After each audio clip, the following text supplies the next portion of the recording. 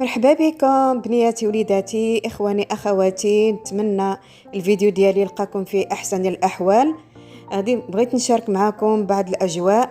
بغيت نقول لكم الف مرحبا بكم اخواني اخواتي وبنياتي وليداتي.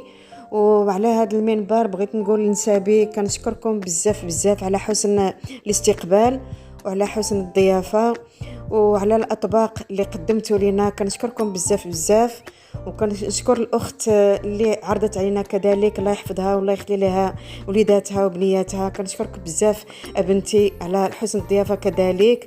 الله يحفظك، الله يسر امورك. ان شاء الله عما قريب نتشوفوا، الله يجيبكم على خير. وكنشكر نسابي كذلك بزاف بزاف على حسن الاستقبال وعلى الاطباق اللذيذه والرائعه اللي قدموا لنا. وكنقول من هذا المنبر لبنتي سمر سنة سعيدة عليك، والله يحفظك والله يسر أمورك، وإن شاء الله نشوفك إن شاء الله في عروسة يا أرحم الراحمين. ومتتبعين ديالي كنقول لكم شكرا بزاف بزاف على المشاهدة، ورعاكم الله وألف مرحبا بكم.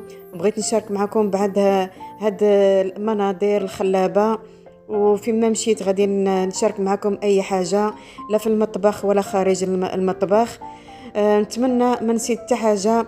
يعني المهم نسابي بنياتي وليداتي المتتبعين ديالي اهلي، كنتمنى لك كما قلت لكم حبيباتي اهلي اخواني اخواتي الجميع كنتمنى لكم كل خير والصحه والسلامه، وتحياتي لكم. وكنشكركم بزاف بزاف.